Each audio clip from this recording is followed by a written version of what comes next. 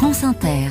Bonjour José-Manuel Lamarque. Bonjour Mathilde Munoz. Vos chroniques littorales sont consacrées ce matin au transport fluvial en Île-de-France. Parce que ce transport est en expansion, j'ai eu l'occasion dernièrement d'embarquer à bord d'un bateau sur la Seine, l'Emera, en compagnie d'Antoine Berbin, le directeur général délégué pour Paris Aropaport. Aropaport regroupe les ports du Havre, de Rouen et de Paris, pour une navigation découverte du développement de ce transport fluvial sur la Seine. Mais tout d'abord, combien y a-t-il de ports en Île-de-France, Antoine Berbin ? En Île-de-France, Aropaport a 70 ports, 6 plateformes multimodales sur lesquelles on peut installer les entreprises, les entrepôts, les centres de transformation, plus de 60 ports urbains qui permettent de mailler l'ensemble du territoire. Et Paris, c'est le premier port passager d'Europe. Exactement. En 2023, on a accueilli 10 millions de passagers sur un bateau dans Paris, pour une croisière promenade, pour une croisière restauration, pour un moment de détente, ce qui fait de nous le premier port à passagers d'Europe. Paris, c'est la logistique transport, c'est le kilomètre zéro. D'abord, la logistique du conteneur, donc on va livrer des conteneurs. Ce sont des terminaux qui accueillent les conteneurs sur les quais de Paris. Par exemple, la Poste va bientôt distribuer les colis par la Seine.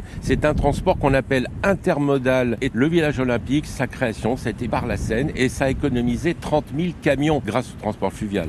Exactement. Le BTP est l'utilisateur historique du transport fluvial et continue à l'utiliser massivement. Au-delà du BTP, on a de plus en plus d'entreprises qui utilisent le transport fluvial et les ports pour la distribution des marchandises ou pour la collecte des déchets, parce que c'est une solution à la fois bas carbone pour la logistique qui répond aux enjeux d'aujourd'hui, mais c'est aussi une solution tout simplement efficace qui permet de gagner du temps, qui est fiable. Pourquoi c'est fiable ? Parce qu'il n'y a pas de congestion sur la Seine, c'est un mode de transport plutôt lent, on sait quand on part et on sait exactement aussi quand on arrive. Pour une entreprise, c'est très important de construire une chaîne logistique fiable. Le transport fluvial, l'utilisation des ports en Île-de-France, y compris pour desservir le cœur de Paris, avec des camions électriques pour le dernier kilomètre. On progresse avec les entreprises de distribution, on progresse aussi avec les entreprises de distribution des boissons dans Paris. Donc on voit bien qu'on est sur un mode qui prend de plus en plus, qui soit décarboné et efficace. Lorsqu'on prend une tonne de marchandises de la route et qu'on la fait basculer sur la voie d'eau, on divise de 2,5 à 5 fois les émissions de gaz à effet de serre liées à cette tonne transportée. Donc on voit que c'est un mode de transport bas carbone qui peut parfois être un peu plus cher au début parce que toute transformation,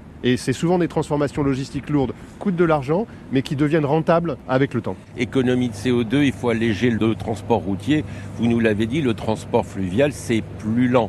Alors, c'est le transport vertueux. On se sent mieux quand on est client et qu'on fait transporter par le fleuve ? Je ne connais aucun chargeur propriétaire de la marchandise qui a ses propres clients à satisfaire, qui soit passé au transport fluvial pour la livraison urbaine fluviale dans Paris, qui soit revenu en arrière. Il y a toujours trouvé une solution efficace et pérenne. Est-ce que pour le transport fluvial, il y a de plus en plus d'armateurs ? Donc, des gens s'intéressent au transport, font construire des bateaux et lancent leurs bateaux. Effectivement, on a en France des entreprises qui investissent dans le transport fluvial. En ce moment, sur l'Emera, nous sommes sur un bateau électrique. Exactement. L'Emera est un bateau de transport de passagers. Il est très important que sur cette activité, qui est une activité de loisir, on soit aussi dans la décarbonation. La solution pour cette activité, c'était l'électrification des bateaux.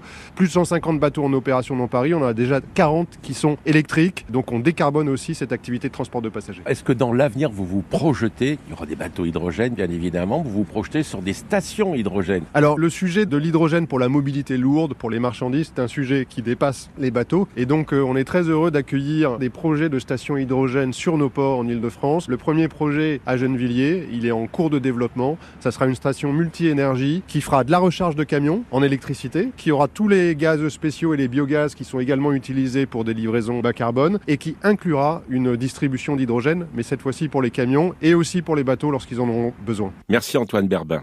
Un site internet, aropaport, avec un h.com. Bonne journée Mathilde Munoz. Moi aussi, je vous souhaite une bonne journée, José-Manuel Lamarque.